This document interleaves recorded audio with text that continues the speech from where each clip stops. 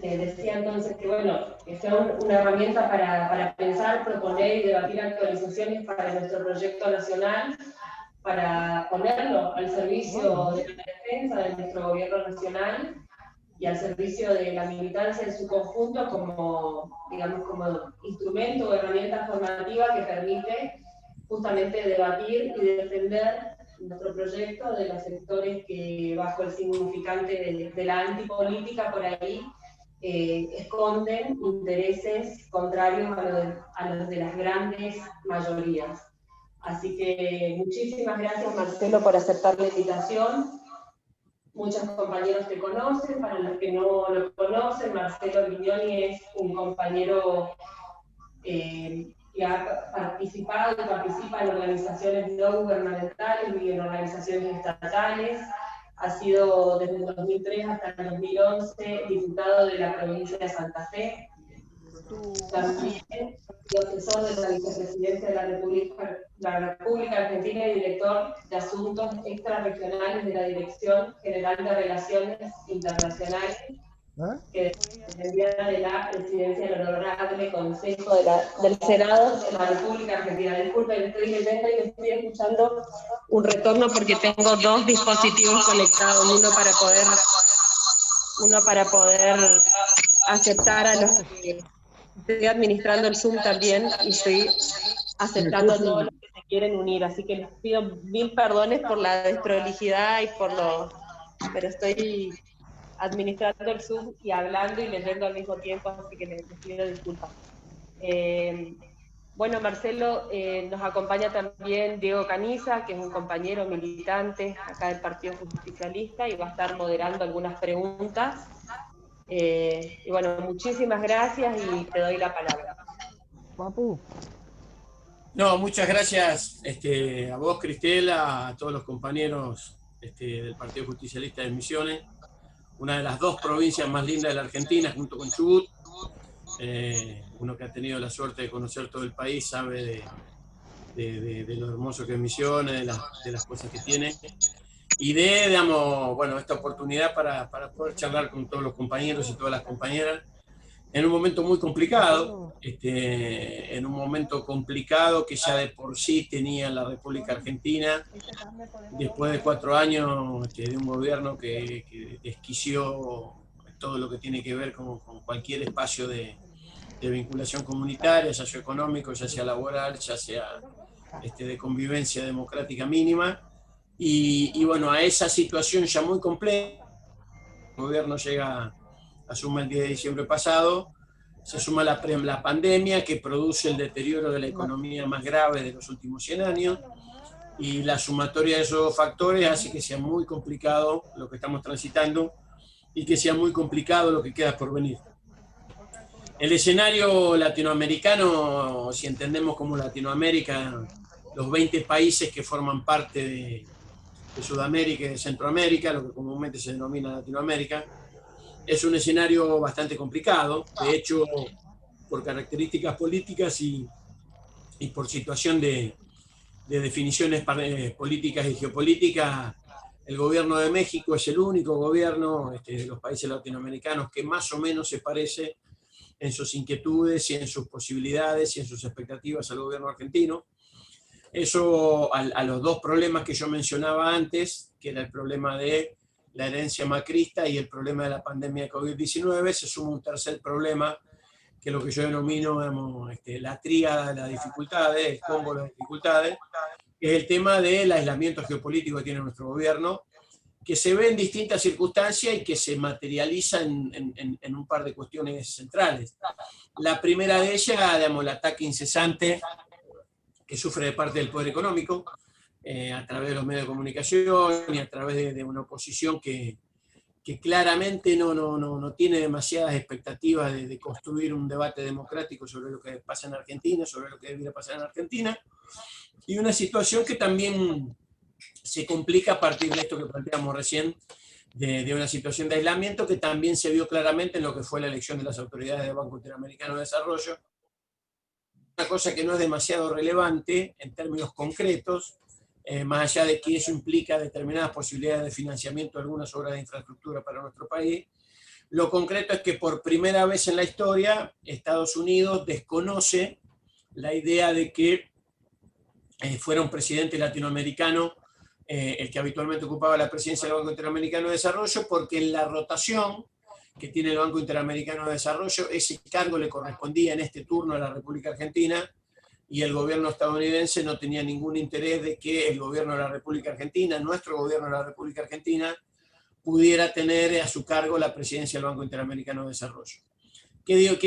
¿Por qué yo pongo como ejemplo esto del Banco Interamericano de Desarrollo, que no parece tan grave per se? Básicamente porque la idea de esta parte, digamos, de Estados Unidos es que no importa violentar todas las normativas existentes en tanto y en cuanto no se cumplan los paradigmas prefijados. Digamos. Claramente, el propio nuevo presidente del Banco Interamericano del Desarrollo lo dijo claramente. El gobierno estadounidense, a través del Fondo Monetario Internacional, hizo el aporte de campaña más grande del que se tenga memoria, dándole 40.000 millones de dólares al gobierno anterior para que tuviera una situación de competitividad electoral. Ni aún así lo pudo lograr, transformándose también Mauricio Macri en el primer presidente latinoamericano de la historia que, estando en el gobierno, no consigue su reelección. Lo cual me parece que eso también debiera ser un motivo de orgullo para nosotros, porque en realidad el triunfo del Frente de Todo el año pasado fue una situación muy, pero muy difícil de llevar adelante, una situación casi quijotesca, y una pelea muy desigual, que éramos con la histórica organización del peronismo, con sus aliados, con la vocación por la unidad, con haber entendido lo que significó la división del peronismo en el 2015, que permitió que Macri llegara al gobierno. Digamos, el proceso de maduración de toda nuestra dirigencia, impulsada básicamente por nuestra base social, permitió que, digamos, tuviéramos esa situación, tuviéramos ese triunfo y pudiéramos llegar al gobierno. La situación en Latinoamérica, como planteamos antes, es una situación complicada. Es una situación complicada básicamente porque a partir de esta nueva idea de convivencia generada en algunos de los Estados Unidos considera la democracia solamente una posibilidad y no una necesidad. Cuando digo esto, lo que quiero decir es que en tanto y en cuanto el gobierno de un país acate la normativa económica y geopolítica de Estados Unidos, ese gobierno puede llevar adelante alguna hipótesis de gestión de su país, y en tanto y en cuanto esto no sea así, automáticamente esto se dinamita.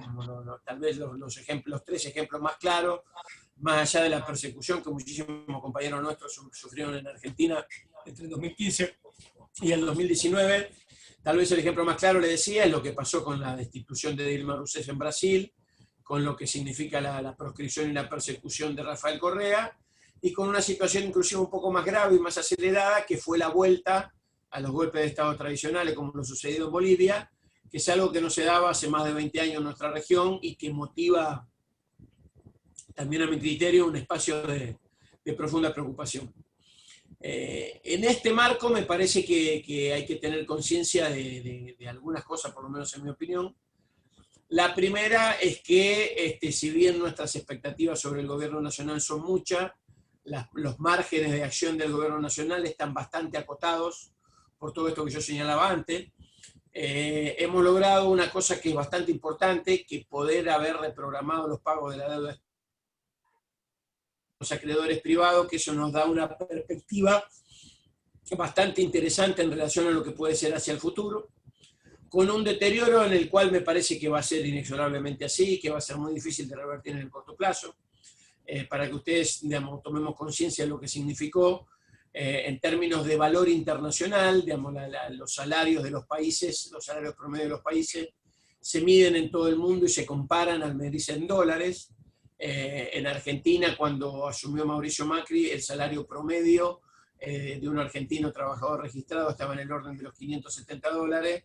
Hoy ese mismo trabajador registrado cobra un salario del orden promedio de los $270. ¿Qué quiere decir con esto? Que entre las tareas que llevó adelante el gobierno de Macri, que fue muy exitoso en relación a lo que vino a hacer, hay una idea de pensar que el gobierno de Macri fracasó, pero en todo caso fracasó desde la perspectiva que pudiéramos tener nosotros en relación a lo que consideramos debiera ser un gobierno exitoso. Pero el gobierno de Macri cumplió los objetivos centrales que traía, que era deteriorar la capacidad salarial, proscribir y perseguir a los dirigentes políticos que se opusieran a su mandato político y, digamos, alinear a la República Argentina en una situación de seguimiento incondicional de las políticas de Estados Unidos para la región, sin ningún beneficio de inventario. Esta idea de pensar que la famosa lluvia de inversiones, las relaciones carnales, toda esta idea de pensar de que siendo amigo de Estados Unidos eso significa una oportunidad para la Argentina. Y en realidad ante esa situación me parece que básicamente no se trata de juzgar eso desde ningún nivel de prejuicio, sino básicamente lo que han significado los datos históricos.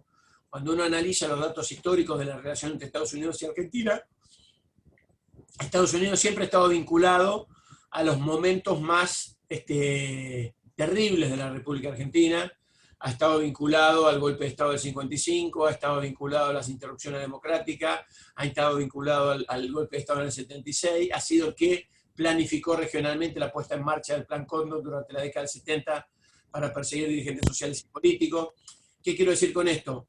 Que está probado a lo largo de la historia argentina, ojalá cambiara y no fuera así en el futuro, pero hasta ahora ha sido así, que el interés de Estados Unidos ha sido básicamente el de someter a una situación de dependencia a la República Argentina, y que ninguna de estas políticas de seguimiento de los intereses de Estados Unidos en la región, la de Macri o la de gobierno, que han significado ningún beneficio. El marco en el que ahora nos encontramos es un marco complejo, por esto que planteamos antes.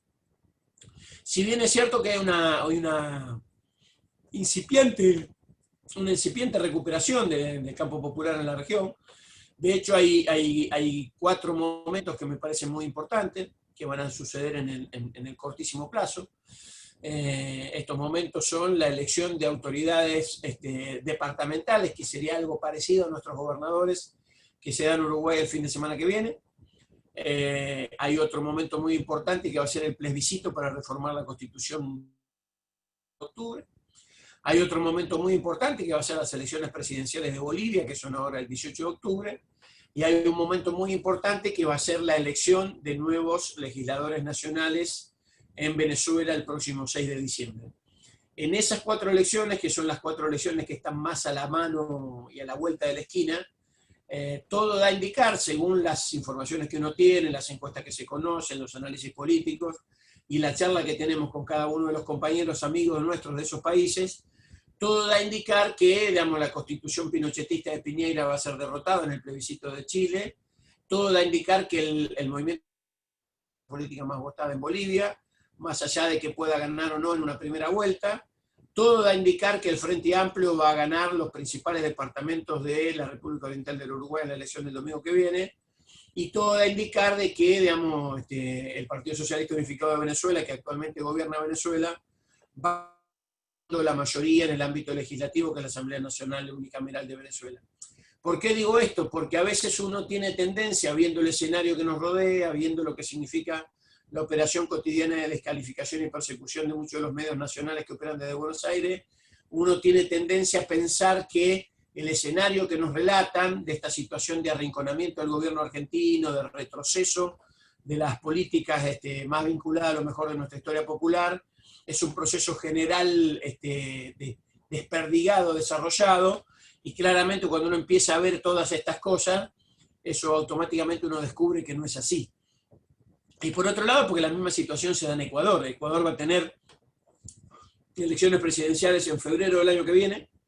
En esas elecciones presidenciales, más allá de lo que ha significado la proscripción de Rafael Correa, a la que no lo dejan participar de la elección, exactamente igual como hicieron con Lula en Brasil, la fuerza política de Rafael Correa, que lleva como candidato a presidente un joven economista que se llama Alfredo Arauz, encabeza todas las encuestas en Ecuador, y el desastroso gobierno de Lenín Moreno, que ha significado una situación peor inclusive que la de Macri para la República Argentina, ni siquiera puede presentar candidatos, a tal punto que Lenín Moreno, actual presidente de Ecuador, teniendo a su disposición la reelección como constitucional que se lo permite la ley de Ecuador, decidió no presentarse a la elección porque ninguna encuesta le otorgaba más del 6 o el 7% de intención de voto.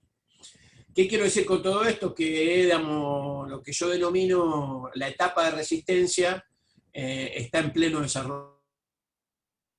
La situación, digamos, hay que tratar de sostener el gobierno con las herramientas que tenemos, hay que tratar de explicarle a cada uno de los compañeros las dificultades que atravesamos, hay que tratar de asumir que, digamos, a esta altura del gobierno, el año pasado, a esta altura, cuando ya, digamos, habíamos atravesado con éxito la primaria abierta, simultánea y obligatoria, nosotros pensábamos que teníamos un escenario mucho más desarrollado de posibilidad de recuperar el bienestar para nuestro pueblo, pero, digamos, todas estas circunstancias, digamos, que no se tenían en cuenta, que básicamente eran la dimensión del gobierno anterior en términos sociales y económicos, más la situación de intervención y de injerencia explícita del gobierno estadounidense en la región para tratar de hacer más la peor pandemia que se desarrolla en el mundo en los últimos 100 años, son tres elementos que nosotros no teníamos en cuenta en la magnitud que tienen en la actualidad y que creo que nos van a hacer retrasar el proceso de despegue que nosotros esperábamos y que lamentablemente damos todo a indicar que va a llevar un tiempo más. Hoy el compañero Martín Guzmán acaba de presentar el presupuesto nacional 2021 en el Congreso de la Nación, hasta hace un ratito estuvo en la Cámara de Diputados presentando este propuesto. Después yo se lo voy a mandar la presentación a Cristela para que la comparta con todos ustedes. Es una presentación muy didáctica, que es fácil de leer, que no está cargada de números y que no está hecha para contadores, sino que está hecha para que todos los compañeros la conozcan y la entiendan y la puedan defender. En este marco de la situación latinoamericana que atravesamos, me parece que en esta etapa de resistencia, también me parece que es muy importante disponer y poder utilizar las herramientas con las que contamos. Si bien el Mercosur atraviesa una etapa bastante crítica, en el sentido de que tanto el gobierno de Brasil como el nuevo gobierno de Uruguay, como el gobierno de Paraguay, no son lo que se dice fanáticos del Mercosur, ni están demasiado preocupados por profundizar el Mercosur. Lo que sí es cierto que dentro de la orgánica del Mercosur hay una serie de instituciones, y básicamente una, que es el Parlamento del Mercosur, que nuclea a todos los representantes de los 4 países del Mercosur, y que inclusive nuclea y mantiene en su seno, porque esto fue una discusión que se dio en su momento y se ganó, a los integrantes y a los representantes de la República de Venezuela. Es el único organismo del Mercosur donde la República de Venezuela no está suspendida y participa activamente, y el Parlamento del Mercosur está hoy haciendo una especie de agenda paralela para poder colaborar con mantener algunas de las cosas que eran las banderas del Mercosur hace 6 o 7 años atrás, y que obviamente tanto el gobierno de Macri como el gobierno de Bolsonaro, que inclusive se plantearon disolver el Parlamento del Mercosur en 2018, son banderas para llevar adelante. La otra institución que me va a tener un rol también en este marco, porque la ventaja de estas instituciones parlamentarias, tanto del Parlamento del Mercosur como de la Comisión de Seguimiento Parlamentario de la Alianza Pacífico, son organismos que tienen la particularidad de no representar solo a los gobiernos de los países, sino de representar a todas las fuerzas políticas de los países. Entonces esto permite una posibilidad de trabajo mucho más acorde con afinidades. De hecho, en el Parlamento del Mercosur hay representantes del Frente Guazú, que tiene como su referente a Lugo, hay representantes del Partido de los Trabajadores, que tiene como su máximo referente a Lula da Silva, hay representantes del Frente Amplio, y la sumatoria de estos representantes más los del Frente de Todos es hoy la primera minoría holgadamente del Parlamento del Mercosur. Entonces a mí me parece que esa es una herramienta, y la Comisión de Seguimiento de Alianza Pacífico Parlamentaria también. De hecho la preside un diputado chileno, que se llama Manuel Calisto, que no forma parte del gobierno de Piñera, que es opositor al gobierno de Piñera. Está muy impulsada la Comisión de Seguimiento de Alianza Pacífico por el gobierno mexicano, y la idea es trabajar en este marco, digamos, lo que tiene que ver con encontrar puntos de contacto que permitan pensar un escenario que me parece que es absolutamente imprescindible para Latinoamérica que viene, que es una Latinoamérica reintegrada, digamos, en un mecanismo que vuelva a relanzar la CELAC. La CELAC es el organismo que nuclea a los 20 países de América Latina, que fue un organismo que en su momento pensaron Néstor, Chávez y Lula, para poder evitarse la OEA. ¿Qué significa evitarse la OEA? Es construir un organismo latinoamericano internacional que no tenga la participación ni de Estados Unidos ni de Canadá, y que nos libere de tener que someternos al arbitrio de Canadá. Obviamente este organismo ha sido bombardeado sistemáticamente por Estados Unidos, no de ahora. El proceso que nosotros conocimos en toda la región latinoamericana, que se conoce como el proceso que se conoce como guerra judicial o lawfare. Es un proceso que se inicia hace bastante tiempo, hace ya más de 10 años, que lo inicia la administración de Barack Obama, cuando Hillary Clinton era la encargada del Departamento de Estado norteamericano, y que tuvo lo que se denomina habitualmente las 4 patas de la intervención norteamericana para destruir los gobiernos populares en Latinoamérica, que es el financiamiento de organizaciones no gubernamentales que denuncian la corrupción de los gobiernos populares, la constitución de organismos y el financiamiento de organismos periodísticos que amplifiquen estas denuncias de estas organizaciones no gubernamentales, la constitución de una herramienta de espionaje masivo a partir de las nuevas tecnologías que se llevan adelante, lo que se conoce como la National Security Agency de Estados Unidos, que se hizo famosa, no sé si ustedes se acuerdan, en un tiempo porque uno de sus principales impulsores y diseñadores, que es un señor que se llama Edward Snowden, denunció todo lo que hacía el gobierno norteamericano con eso, a partir de lo cual está escondido en Rusia para que no lo maten.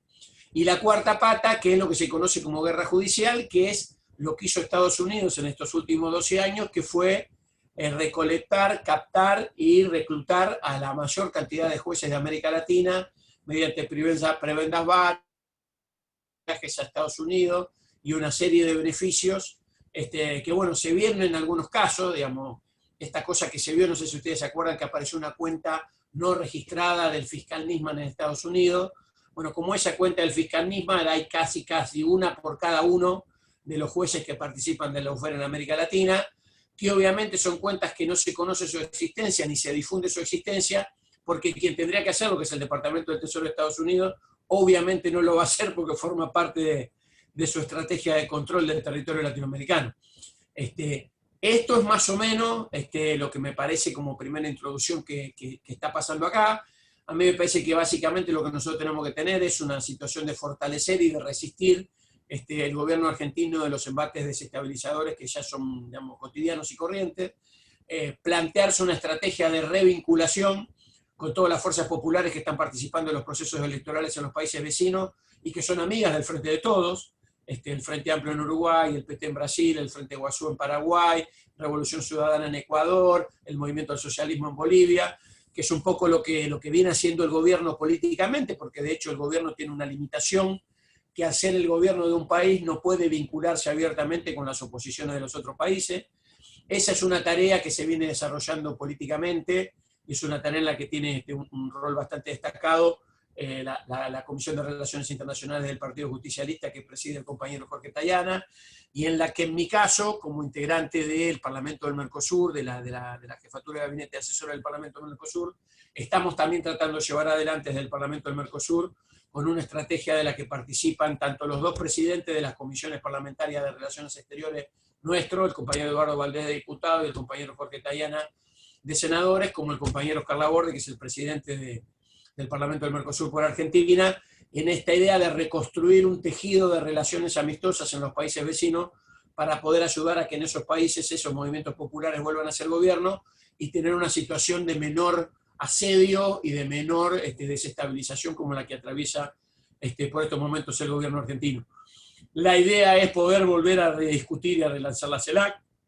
México ha tenido un rol importante, de hecho ahora México ha decidido relanzar la CELAC y presidirla, y la idea es constituir a partir de esta idea parlamentaria del Parlamento del Mercosur y de la Comisión de Seguimiento de la Alianza Pacífico, un nuevo horizonte que tenga que ver con una nueva Latinoamérica unida y una nueva Latinoamérica bioceánica. Hay un dato nuevo, importante para tener en cuenta, sobre todo para nosotros que somos argentinos atlánticos, que es que hoy el principal socio comercial de la Argentina y el principal socio comercial de la región es China. Las relaciones más importantes desde el punto de vista comercial de la región de la Argentina y de inclusive muchos países atlánticos como el propio Brasil están hoy en el sudeste asiático, están en el sudeste asiático, en Oceanía y en Japón, y en realidad la construcción de una alternativa bioceánica que incluso tenga niveles de comunicación logístico interoceánicos es absolutamente imprescindible para el desarrollo de América Latina. De hecho, ustedes en Misiones tienen una situación muy particular, porque en realidad el principal corredor norte bioceánico, que es el corredor que está pensado desde el puerto de Santos, en Brasil, al puerto de Antofagasta, en Chile, tiene previsto atravesar Misiones, atravesar Paraguay, y atravesar la provincia de Salta. Y en realidad, digamos, yo creo que uno de los grandes aspectos de la integración que viene no está solo dado en la integración política de los gobiernos de nuestros países, sino en la integración comercial y en la integración logística para poder pensar ese país-continente que alguna vez pensó el general Perón, que la vio muchos antes que todos nosotros, hace ya más de 70 años. Me parece que como primera parte con esto, Cristela, si te parece, a la orden, digamos, lo que haya que charlar o demás con los compañeros y las compañeras. Bueno, vamos a darle lugar a Diego, que va a estar administrando las preguntas y dando la palabra a los compañeros si quieren. Él va a organizar el orden de la palabra. Bueno, buenas tardes, compañeros y compañeras. En primer lugar, saludarlo, compañero Marcelo, y agradecerle en nombre de todos los compañeros y compañeras de la provincia de Misiones por su participación en este conversatorio, en un año complicado, en un año difícil para nuestro país y para el mundo, y que este tipo de charlas de índole virtual, ¿no? Por la pandemia no permite otra cosa, creo que vienen a enriquecer el conocimiento de cada uno de nosotros. Planteaste muchos temas de actualidad con una claridad realmente llamativa. Inclusive llama la atención la cantidad de credenciales que tenés a tu espalda, que has participado viendo tu currículum, así que eso es una carta de presentación más que interesante. Y agradecerte nuevamente porque este ciclo fue pensado por la vicepresidenta del Partido Justicialista justamente para que muchos compañeros, no solo de Posadas, sino de varias localidades del interior de la provincia, puedan sumarse. Y te pregunta Marcelo, la primera pregunta de un compañero de Arupá, Juan Ramón Ramírez, te consulta: ¿Argentina debería seguir apostando al Mercosur o fortalecer una alianza estratégica comercial y económica con México, Brasil o algún otro país de la región? Esa es la primera consulta que tenemos. Mira, a mí me parece que, digamos, bueno, la posición del gobierno es clara en el sentido de mantener, a pesar de las dificultades con los gobiernos que recién mencionábamos, mantener la ingeniería del Mercosur. Hay un formato ahí que a mí me parece sí que es la novedad, que esto es lo que yo planteaba hace un rato, de este nuevo escenario del sudeste asiático, que inclusive, digamos, como yo suelo decir a veces, uno, digamos, si uno sabe buscar, casi todo lo que necesita saber está en las cosas que alguna vez dijo Perón. Y cuando Perón habló del ABC, de Argentina, Brasil, Chile, en el año 42, y que casi nadie lo entendió, eso es el corredor bioceánico Brasil, Argentina, Chile, que estamos discutiendo nosotros ahora. ¿Qué quiero decir con esto? Que a mí me parece que hoy el Mercosur es absolutamente imprescindible para mantener para la Argentina. De todas maneras, hay una cosa que está clara, que digamos, la situación argentina en términos internacionales ha ido mutando, ha ido cambiando. Argentina hace 10 años tenía en Brasil y en Estados Unidos y en la Unión Europea a sus 3 principales socios comerciales, hace 15 años. Hoy la República Popular China es el primer socio comercial, Brasil es el segundo, y el cuarto y el quinto socio comercial de Argentina son Vietnam y Egipto. Poca gente lo conoce, pero ¿qué quiero decir con esto? Que la situación de relación de Argentina con el mundo tiene que llevarse adelante en virtud de los intereses de Argentina. Hay una característica que tiene la política internacional, más allá de las afinidades y las simpatías que nosotros tenemos con nuestros amigos de fuerzas políticas afines de otros países, que es que, digamos, la política internacional habitualmente lo que juegan son los intereses de los países. Hoy Argentina yo creo que tiene que mantener el Mercosur y propiciar y impulsar fuertemente un acuerdo estratégico entre el Mercosur y la Alianza del Pacífico, que de hecho lo está haciendo. Digamos, nosotros hace poco organizamos un seminario sobre el tema de los corredores bioceánicos desde el Parlamento del Mercosur con la Cancillería brasileña, con la paraguaya y demás. Y ahora, que eso yo después se lo voy a mandar a Cristela cuando esté terminado, el 21 de octubre vamos a hacer el capítulo de los corredores bioceánicos de la Patagonia y muy probablemente en el mes de noviembre el capítulo de los corredores bioceánicos del norte argentino y el sur brasilero. Y en realidad, digamos, lo que me parece que queda claro ya es que nosotros tenemos que mantener la unidad del Mercosur, hoy más que nada como compromiso político. Mercosur se desarma más de lo que ya está. El alineamiento del Brasil de Bolsonaro con Estados Unidos va a ser absoluto, lo vimos el otro día, cuando el propio responsable del Departamento de Estado, lo que sería el canciller norteamericano, estuvo en una conversación con colombianos y brasileños en el límite de Brasil con Venezuela, amenazando a Venezuela con esa situación, con lo cual mantener el Mercosur es también evitarnos un mecanismo donde Brasil se desentienda de los compromisos regionales que ya tiene asumido como país, y por otro lado porque de hecho Brasil sigue siendo un socio comercial importante, y digamos la inestabilidad de Brasil aporta más inestabilidad de la que ya tenemos, y por otro lado porque la situación de cómo está pensado el escenario de lo que va a ser el comercio internacional post pandemia, por lo menos de los trazos que se empiezan a ver ahora, va a ser un escenario donde lo nacional va a tener mucho menos injerencia que lo regional. O sea, va a ser muy difícil. Argentina va a tener una pelea que va a ser que el corredor bioceánico pase por Argentina y no sea la alternativa Perú, Bolivia, Brasil, que es una alternativa que dejaría a nuestro país fuera de ese debate y que de hecho se está discutiendo ahora. Entonces a mí me parece que es la agenda del comercio internacional, y en esa agenda del comercio internacional está la necesidad de los dólares que necesita Argentina para no tener este nivel de restricción externa que impide que podamos desarrollar nuestra industria y generar puestos de trabajo genuinos de alta remuneración. Y a mí me parece que sí, que el Mercosur es central, con la característica que sí yo creo que es una característica nueva, producto de este proceso mundial, que inclusive excede a nuestra propia proceso mundial, básicamente acordado en términos logísticos internacionales y comerciales por la Federación Rusa y por China, que hoy son 2 de los 3 países más importantes del mundo.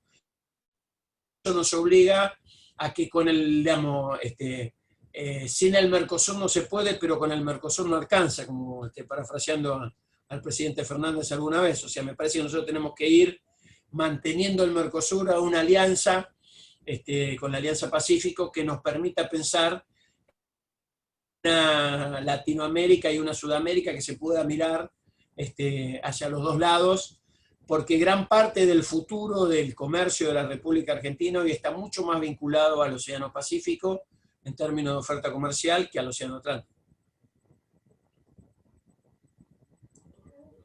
Bien, Marcelo, otra pregunta en el mismo sentido. El compañero Nicolás Gao dice: buenas noches, compañero. ¿Cómo tiene la relación de Argentina con Brasil, teniendo en cuenta que Bolsonaro planteó que su país podría salir del bloque regional? Mira, y ahí, digamos, en este mundo tan interrelacionado hay un montón de cosas que se vinculan unas con otras, digamos. O sea, Trump está impulsando que Brasil, digamos, el gobierno norteamericano actual impulsa que la disolución del Mercosur. Incluso ha habido bastantes debates. A fin de este año, a fin del 2021, vencen una serie de protocolos formales que dieron origen al Mercosur, que deben ser renovados. Que debe ser renovado por el compromiso de los 5 países del Mercosur para renovarlo y potenciarlo, y que inclusive está el pedido formal de incorporación al Mercosur de la República de Bolivia, del Estado Plurinacional de Bolivia, que no ha sido tratado porque, digamos, el Senado de Brasil, a instancia del gobierno de Bolsonaro, se ha opuesto a la incorporación de Bolivia al Mercosur. Pero ahí básicamente lo que está muy vinculado, la potestad destructiva que tenga Bolsonaro en el futuro, a cuál sea el nivel de respaldo que él tenga el gobierno norteamericano.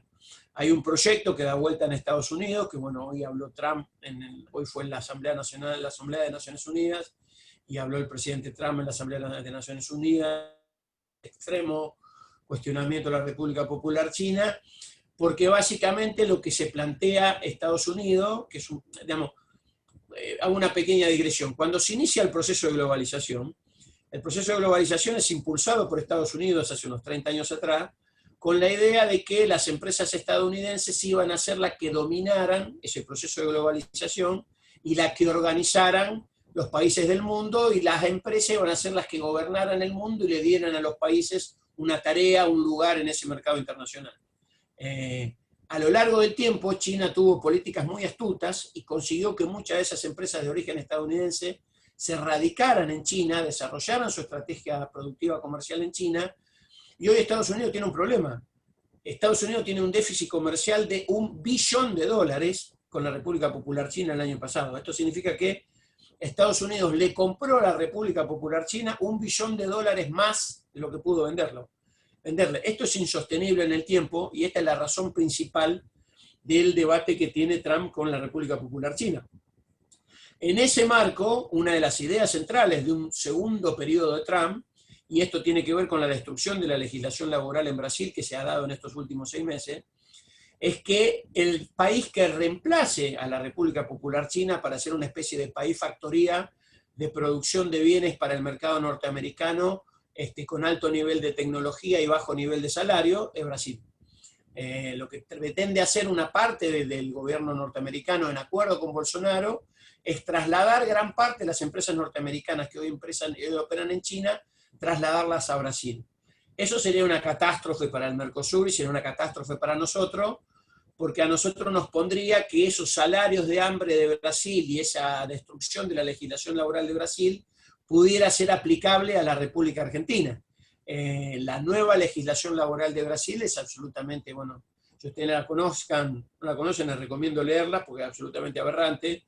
Elimina la vacación, el feriado semanal, la sindicalización, no hay ningún tipo de obligación, porque básicamente hay un proceso que se viene desarrollando en el mundo, que es el proceso de la concentración económica, que bueno, en alguna medida el macrismo lo expresó como discurso en algún momento, que es esta falsa idea del emprendedurismo. El emprendedurismo no es más que la destrucción de la relación laboral formal entre un empresario y un empleado, a los efectos de evitar cualquier tipo de responsabilidad social, económica o comunitaria de las empresas sobre los empleados, y en esto cumple un rol central la tecnología, y en esto cumple un rol central estas empresas mezcla norteamericana, mezcla china, que son las que producen los elementos tecnológicos para poder desarrollar esta destrucción del mercado laboral que nosotros conocimos. Las aplicaciones de entrega domiciliaria, las aplicaciones que reemplazan una cantidad de puestos de trabajo, que empiezan a ser puestos en... De hecho, inclusive Argentina tiene un proceso bastante grande, producto de su tradición peronista sindical. Argentina es el país del continente que más resiste esto. Es el único país del continente que ya tiene un fallo de la justicia laboral obligando a que las empresas de aplicaciones de Internet reconozcan relación laboral formal a sus empleados y no como independientes asociados, como en la legislación que ellos plantean. Y además es la primera que en el medio de la pandemia tiene una regulación del teletrabajo domiciliario producto de la pandemia.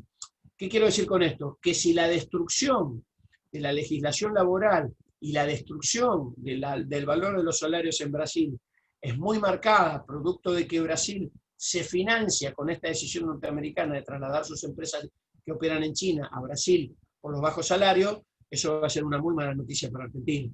Con lo cual, digamos, la necesidad de que, digamos, exista un mecanismo de tensión internacional donde no haya una hegemonía marcada de Estados Unidos por sobre China o por sobre Rusia, aunque parezca una cosa que para nosotros es muy lejana.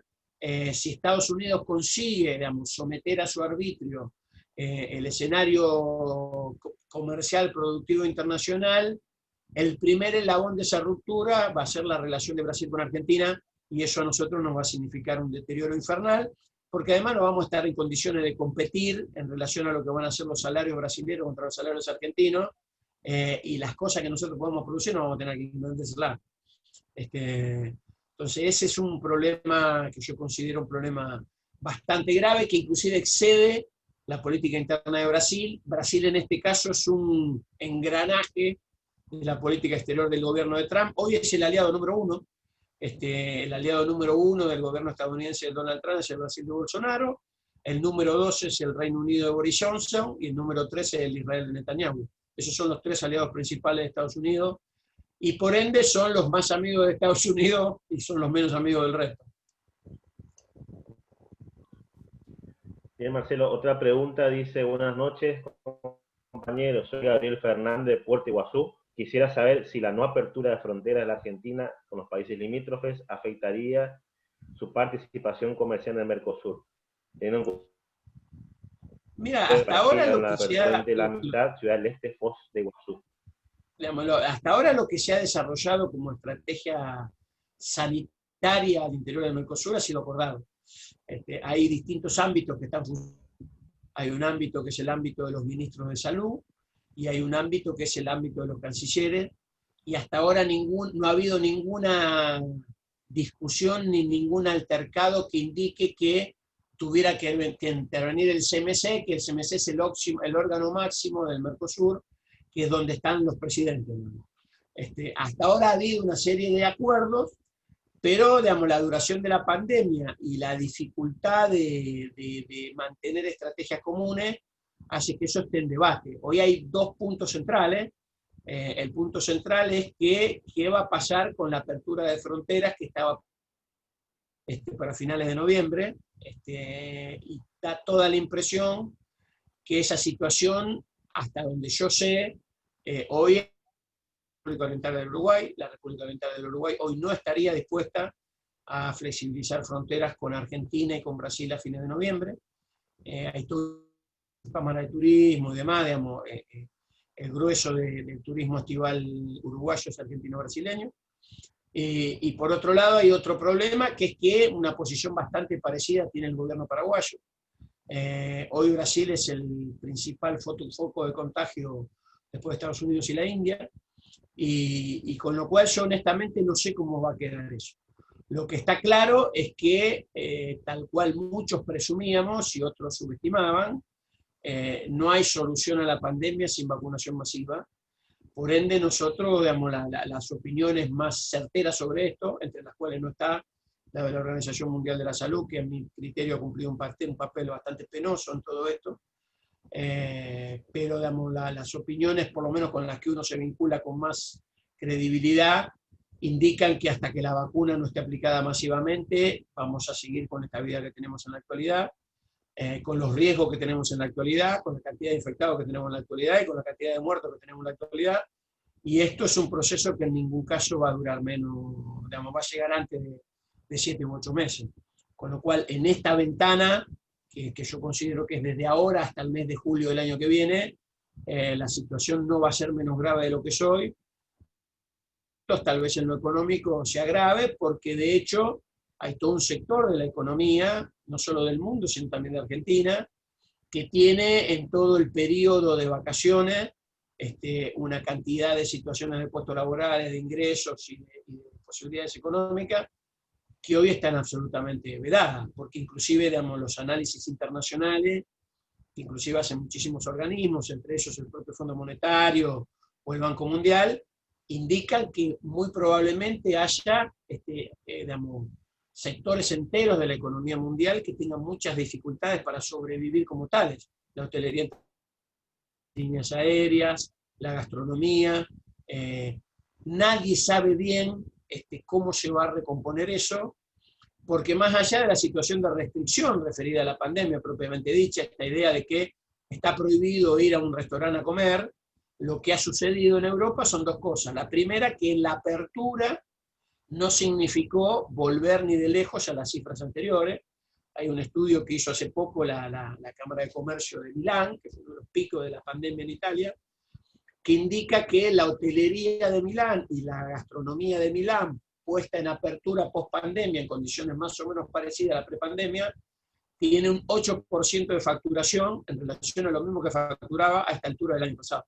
Entonces hay toda una cantidad de temas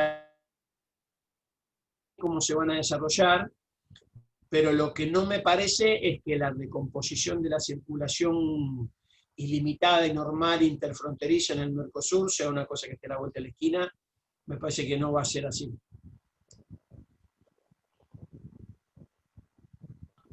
Bueno, la próxima es un comentario del compañero Arnul, que tiene una pregunta en el final y dice: la verdad, lo que explicó Marcelo sobre las perspectivas electorales que se vienen en Latinoamérica me dejan bastante más tranquilo. No obstante, algunas cuestiones que no podemos dejar de considerar.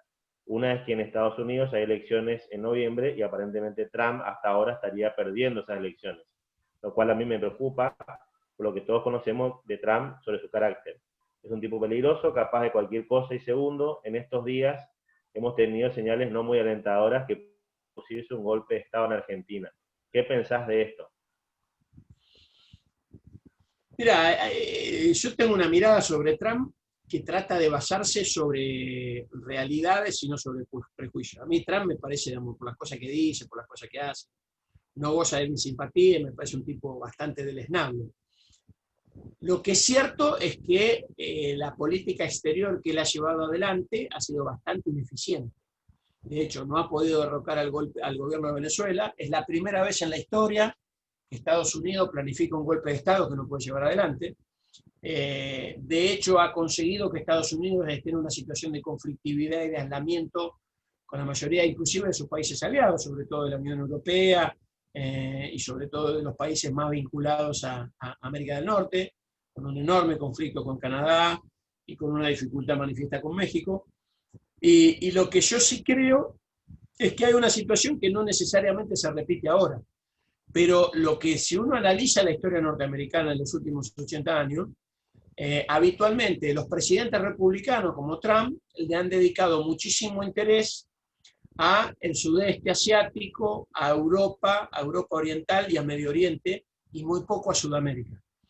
A diferencia de los gobiernos demócratas, que son los que se han preocupado siempre porque América Latina no constituya un escenario de independencia y autonomía. De hecho, Sproul Braden, aquel famoso de Braden o Perón, el primer embajador que vino a entender Argentina de manera manifiesta, era demócrata.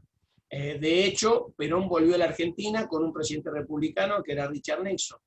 De hecho, volvió a la democracia de la Argentina con un presidente republicano que era Ronald Reagan. De hecho, se consolidó la UNASUR con un presidente republicano que era George Bush hijo. ¿Esto significa que los republicanos son mejores que los demócratas? No. Pero en mi opinión lo que sí significa es que a los republicanos le importa menos América del Sur y eso permite que no estén tan ocupados de nosotros y que en su distracción a nosotros nos vaya mejor.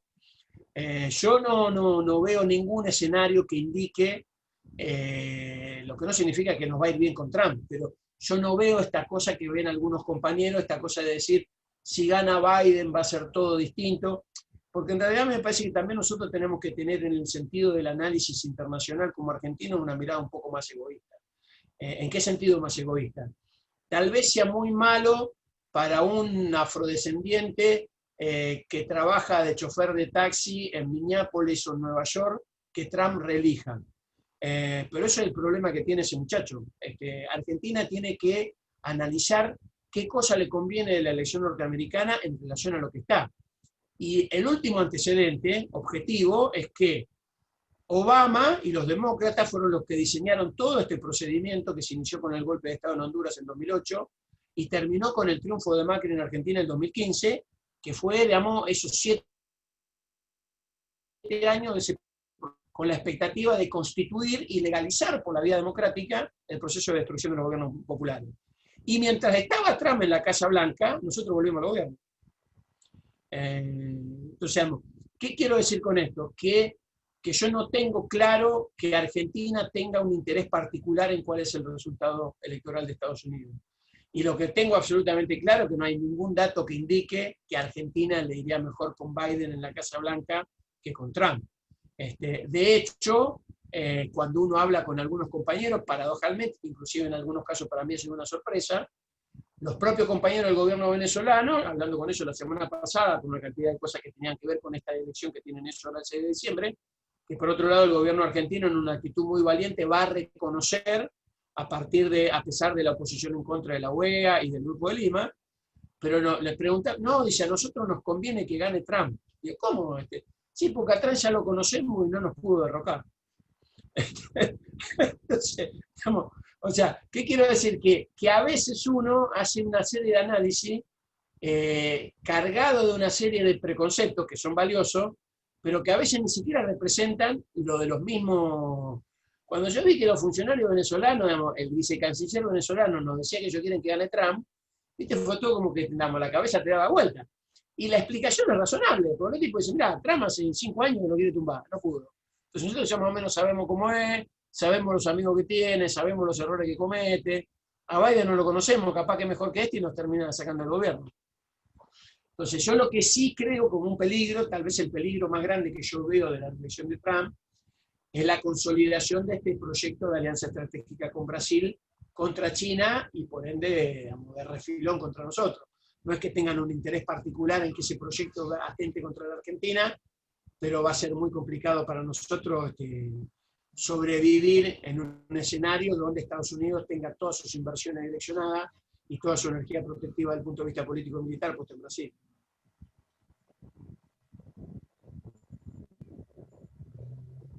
Bien, Marcelo, la próxima pregunta.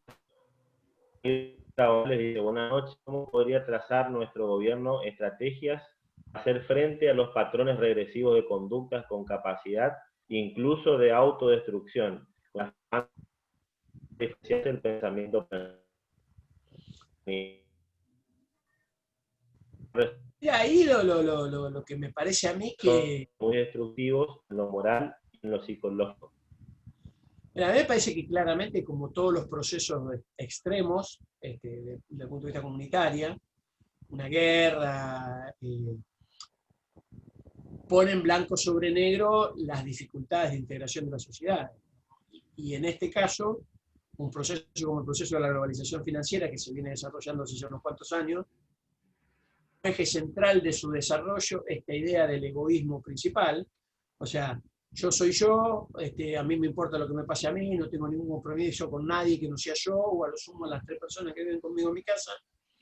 Eso trasladado a un escenario como el de la pandemia, implica que hay una sensibilidad de toda esa gente que cree que no tiene ninguna necesidad y ningún compromiso comunitario para llevar adelante con ninguno de los que lo rodean, que en realidad también es un proceso de destrucción psicológico, porque en realidad, digamos, no hay, digamos, a diferencia de otros escenarios,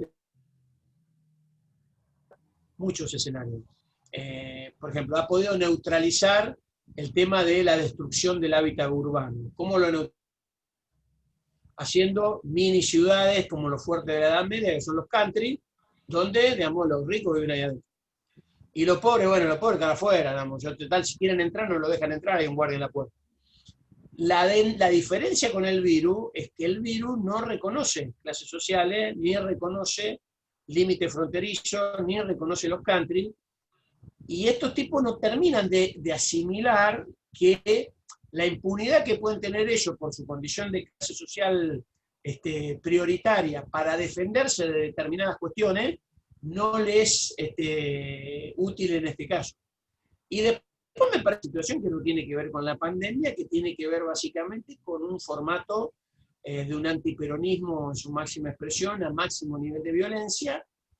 Básicamente a mí me parece también producto de una frustración colectiva, donde 9 de cada 10 analistas, 9 de cada 10 periodistas extranjeros y 9 de cada 10 empleados al gobierno de Macri pensaban que Macri ganaba las elecciones. Ese nivel de frustración hace que los tipos tomen una decisión que para mí es la más peligrosa de todas. Los tipos, después de todo esto que hicieron, a mí me parece que han llegado a la conclusión que en el marco del funcionamiento democrático de la Argentina, ellos nunca más van a poner un gobierno como Macri en la Casa de Gobierno. Entonces, lo más peligroso de este proceso, a mí me parece que es la idea de que los tipos tienen de decir, bueno, tenemos que volver a un formato autoritario más tradicional, a un formato de un golpe de Estado con el formato que se pueda, policial, judicial, donde lo podemos armar, y poner toda la energía en eso. A mí me parece que hay un sector importante del poder económico concentrado en la Argentina, hay un sector importante de las embajadas extranjeras. Ya dijeron, bueno, no, mirá, con el peronismo no se puede. Inventamos todo lo que había para inventar y están de vuelta gobernando estos tipos, y que la democracia no es un formato que a nosotros nos convenga, volvamos al 55.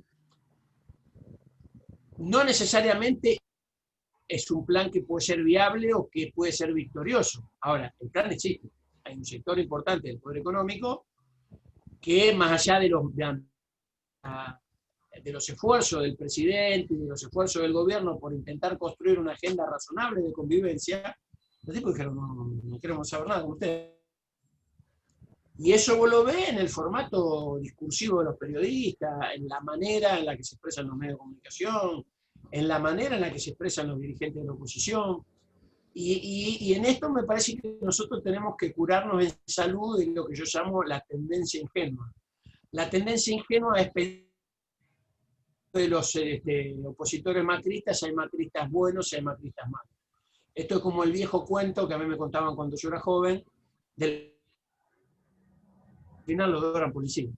El macrismo da toda la impresión de que está haciendo distintas estrategias de posicionamiento.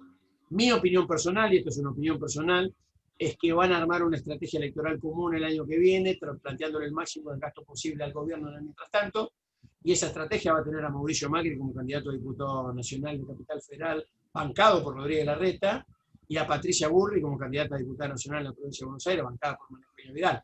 Esta idea de que hay un macrismo bueno, razonable y reflexivo, que no está de acuerdo con las arbitrariedades de Alicia Carroy, es un cuento para niños, eso no porque digo, las cosas centrales que ha planteado el gobierno como necesidades, en todos los bloques de Juntos para el Cambio votaron de manera unívoca, acompañando la posición más dura de todas las posiciones internas que tenían.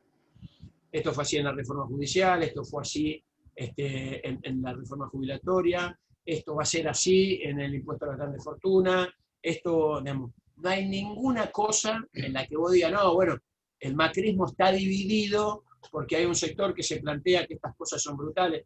O sea, con solo ver lo que hace la policía de la ciudad de Buenos Aires, que acompaña las marchas de los anticuarentenas y le rompe la cabeza a las enfermeras, o acompaña la marcha de los anticuarentenas y le rompe la cabeza al hermano de Sergio Maldonado, vos te das cuenta que al hermano Santiago Maldonado, que hay un formato que se intenta presentar como, digamos nosotros somos macristas, pero no somos tan malos, pero eso viene como un esquema común. Y en ese marco de ese esquema común yo lo que veo es que la alternancia democrática es la última de las vías que ellos tienen prevista si le fracasan todos los demás.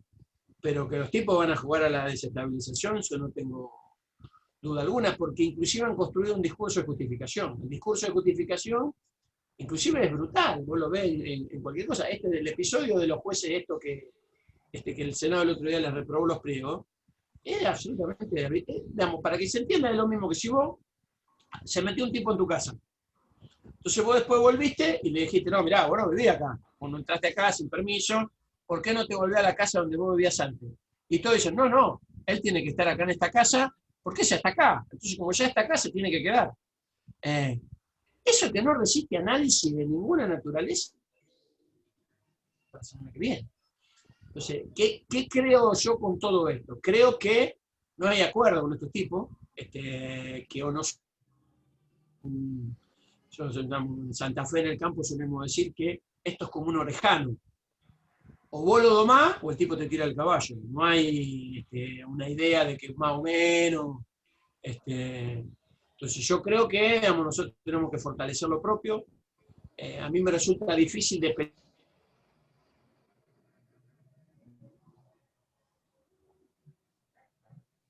votarnos nosotros ahora, con lo cual yo soy de los que cree que nosotros tenemos que cuidar como un tesoro los votos que sacamos en el año pasado.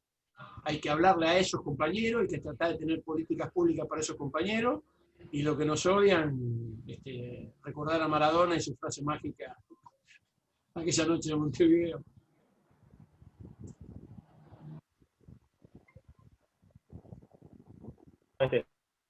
A compañeros que quieran hacer una pregunta, habilitar el micrófono, levantar la mano, lo pueden hacer. Por ahí Ricardo Belli, si estás en la sala, pues si quieres hacer uso de la palabra. Creo que es un momento más que interesante como para hacer una pregunta a nuestro invitado. Por ahí compañero Richard Cantero también, o cualquier compañero. Lo veo a Arnulfo Duarte también, porque ya hizo la pregunta, pero puede hacer otra. Cualquier compañero que quiera pedir la palabra puede habilitar su micrófono y utilizar el espacio. Mientras, te traslado una nueva pregunta, y dice, ¿cómo se imagina en este nuevo escenario de Latinoamérica una CELAC como la señora Néstor, Lula y Hugo Chávez, o más cerca de lo que hoy desean Trump y Boris Johnson? No, Trump quiere que la CELAC no exista, o sea, el modelo de CELAC de Trump es la disolución. No, a mí me parece que hay un proceso de transición, digamos. Está claro que la fortaleza de los movimientos populares, o sea, esa vieja foto de la que se cumplieron 10 años hace poco, digamos, todos caminando entre la Casa de Gobierno y el Cabildo, todos presidentes, Mujica, Lula, Chávez, esa foto está muy lejos. Pero lo que sí creo es que estamos mucho mejor que hace 2 años. Hace 2 años, vos acordate, el otro día hablaba yo de eso con el gobernador de San Luis, y nos acordábamos cuando en una reunión del PJ en el 2018, que era 20 Moicano, él empezó a pensar esta cosa de 2019, y no vamos a nombrar a los compañeros que estaban ahí, pero la mitad se le cagó de risa. Decían, que 2019, acá Macri tiene 2 periodos. Con lo cual, que digamos, hay un viejo poema de Leopoldo Marechal que es maravilloso, que dice: el pueblo recoge todas las botellas que se tiran al mar con mensaje de naufragio. A veces, digamos, la gente tiene mucho más sabiduría que los dirigentes, y ese mismo formato hace que los dirigentes tengan que asumir cosas que ni ellos mismos preveían que iban a suceder. Yo veo un escenario donde, digamos, hay una cosa que está clara, y yo creo que el punto culminante de eso es Bolivia y Argentina. O sea, el modelo de una derecha hambreadora, brutal, salvaje, no se puede consolidar por elecciones. O sea, en Argentina no pudieron, en Bolivia no pudieron. De hecho, ellos hicieron todo ese golpe de Estado para quedarse y para hacer una elección fraudulenta que determinara que la presidenta Yanine Áñez fuera legitimada, y tuvo que renunciar a su candidatura porque tiene 6% de intención de voto, y no pudo evitar que la elección de Bolivia sea una elección más o menos transparente. O sea, ¿qué quiero decir con esto? Digo, esto como en el fútbol, el equipo de ellos juega, pero no son los dueños de la pelota, ni tienen los mejores jugadores. Yo creo que, digamos, América Latina hoy es un continente en disputa. Donde estamos nosotros, donde está el gobierno de México, y donde de hecho hay situaciones que incluso empiezan a revisarse. Digamos, hoy, digamos, el otro día hablábamos con Celso Amorín es la mano derecha de Lula, fue su canciller y después fue ministro de Defensa de Dilma, y Celso Amorín nos decía que él estaba asombrado, veían reuniones a Lula los tipos que le habían echado a Dilma. Que bueno, que tenemos que hacer algo con Bolsonaro, y que bueno, nosotros nos pensábamos que Bolsonaro no era esto, y Bolsonaro pone ridículo a Brasil en el mundo, y nosotros no podemos tener esta imagen, no podemos hacer esto, y esto es un desastre. Esto significa que Lula va, digamos, que los tipos que la echaron a Dilma ahora van a admitir que Lula sea su candidato a presidente porque Bolsonaro es un espanto. No sé, pero lo que digo es que Bolsonaro no puede hacer que Lula esté preso, y Bolsonaro no puede hacer que Lula esté proscrito mucho tiempo más. Entonces, la única pelea que se pierde, muchachos, son las que no se dan. Lo que sí me parece a mí, que a esta altura es muy difícil que nosotros construyamos con los enemigos del pueblo argentino, en tanto y en cuanto nosotros no tengamos las herramientas suficientes como para que los tipos tengan miedo de pelearse con nosotros.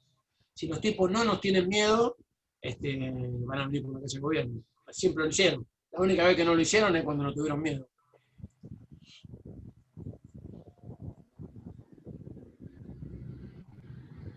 Sí, yo el primer trabajo práctico lo presenté y la verdad que me quedó bastante claro lo de los usuarios internos y externos.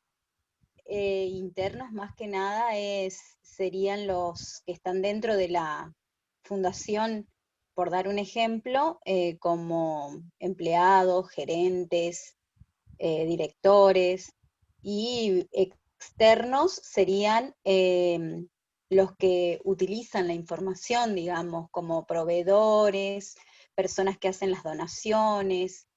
Me parece que eso está bastante, o sea, creo que lo entendí bien.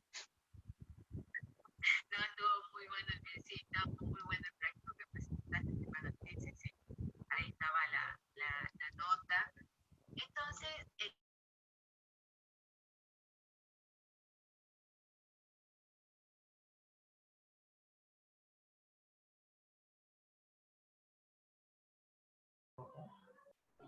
Bueno, otro comentario, no sé si la compañera está haciendo uso del espacio para la consulta. La compañera Norma Almado dice: igualmente a mí me parece que a lo que hagan se refiere a la oposición, siempre son los mismos y con todos en contra le ganamos las elecciones del año pasado. A mí me parece que aquí tenemos que poner todo para tener mayoría en el Congreso el año que viene, y se está desgastando y dejando en claro quiénes son, tenemos que comenzar la batalla cultural. Esto plantea la compañera Norma Dalmau.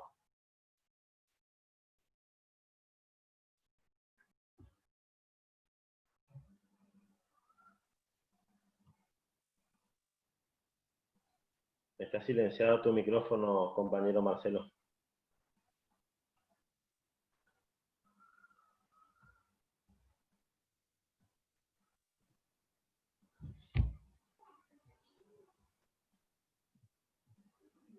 Bueno, si aún no quiere hacer alguna sugerencia más, alguna consulta, algún comentario, este es el momento para en condiciones de hacer un cierre y un agradecimiento a Marcelo por su tiempo, por su predisposición y por su entrega en esta participación que hizo en la tarde de hoy en el conversatorio. Si un compañero quiere usar el micrófono, lo habilita y hace la consulta pertinente. Yo, Diego, quería agradecerle a Marcelo por su exposición, por su claridad conceptual, por su actitud militante de acompañarnos hoy en este ciclo, y me gustaría comprometerlo también para alguna otra ocasión de este mismo ciclo, para seguir conversando por ahí algún otro tema. Y bueno, desde mi lugar, simplemente eso, agradecerle muchísimo y plantear también que este ciclo que son distintas conversaciones que van tocando distintos temas y que por ahí parecen inconexos, en realidad van orientando un sentido, una lógica. Recordarán que el anterior por ahí tenía que ver con un pantallazo geopolítico mundial, que tuvo Walter Formento hablando del mundo post-pandemia, y hoy esta puntualización un poco más enfocada en lo que es Argentina y América Latina. Me parece que se va configurando un ciclo interesante, provechoso. Tenemos algunas dificultades de conectividad, estaba viendo mientras que charlaban que muchos se conectaban y se desconectaban. Tenemos dificultades en la provincia con la banda de internet. Y bueno, desde mi lugar eso, no sé, Diego, si vos querés aportar algo más. Sí, Cristela, gracias. Realmente, continuando con las palabras de Cristela, agradecerte, Marcelo, por tu tiempo. Realmente es para destacar, porque en un momento como este, sencillo. Queremos invitarte a una próxima entrega para que seguir escuchando tus conceptos más que claros. Es un mundo también muy complejo y muy difícil de analizar, en donde quizás la mayoría de los compañeros y compañeras más que no estamos ahí en Buenos Aires, se complejiza mucho tener información, bajarla y analizarla, y por ahí tenemos que de alguna manera comernos la información de los medios de comunicación y no tenemos la posibilidad de escuchar a un analista de la realidad política como vos, con esta claridad que lo hiciste. Realmente agradecemos tu tiempo, agradecemos que hayas participado en esta tercera entrega del conversatorio Partido Justicialista, y aclarar que tomo unos últimos conceptos que has planteado. La batalla que se viene es la cultural, sin lugar a dudas, porque hoy por hoy hay que hablar con cada compañero, con cada compañera, con cada vecino, con cada amigo, para justamente dejar en claro, la primera pandemia que tuvimos en estos 4 años fue Mauricio Macri y su gobierno, que como bien le dijiste, fue exitoso para lo que él vino a hacer, para él y su banda de CEOs y de empresarios que terminaron devastando los números de nuestro país.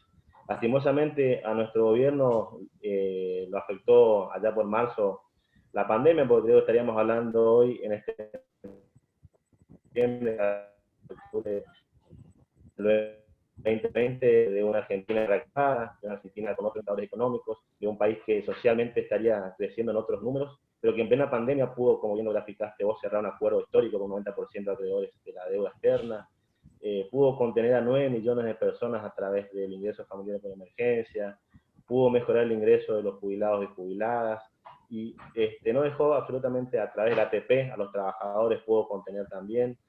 Y quizás el relato de ellos dirá que se van empresas como Falabella, pero nosotros no vimos a ningún argentinos fueron muy pocos al menos los que salieron a protestar en estos 4 años de Cambiemos por el sueldo docente, por el sueldo de un trabajador estatal, o por tantas pymes que quebraron, y no por una pandemia, sino por una política económica liberal que únicamente vino a traer lo que trajo, ¿no? Miseria, hambre, desolación y la pérdida de la dignidad. Así que bueno, con esto creo que vamos cerrando. Cristela, si te parece, agradecerte una vez más, Marcelo, por esta participación, y creo que a todos los compañeros y compañeras nos dejaste no solamente la claridad de tus conceptos, sino también la posibilidad de que la pandemia un día va a terminar, la Argentina va a retomar la fuerza que tuvo siempre de la mano del peronismo, y que el año que viene no solamente es una contienda electoral de término medio, sino también tenemos que apoyar fuertemente a nuestro gobierno de Alberto y Cristina, porque en ello está la esperanza de que nuestro país salga adelante. Muchas gracias, Marcelo, muchas gracias, Cristela, y muchas gracias a todos los compañeros y compañeras por participar. No, para mí un honor, muchísimas gracias a ustedes por la invitación, obviamente a disposición, y yo que soy de Santa Fe, no la involucro a Silvina porque ella no se lo merece, pero desconfíen de todo lo que digamos, lo que vivimos en Buenos Aires. Habitualmente es contra ustedes. Así que vamos, yo tenía un viejo profesor que decía, lean todo lo que puedan y desconfíen de todo lo que lean y construyan su propia opinión sobre las cosas. Muchísimas gracias y a disposición.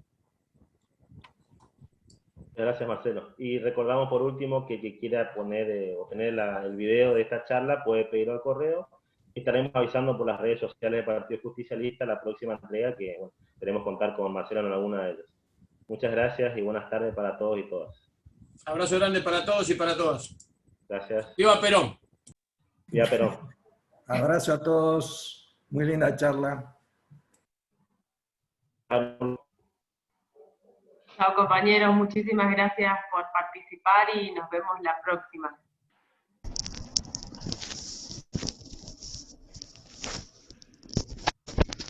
Felicidades, Cristela, muy lindo, muy lindo. Muchas felicidades. Muchas gracias, compañeros. Saludos para todos.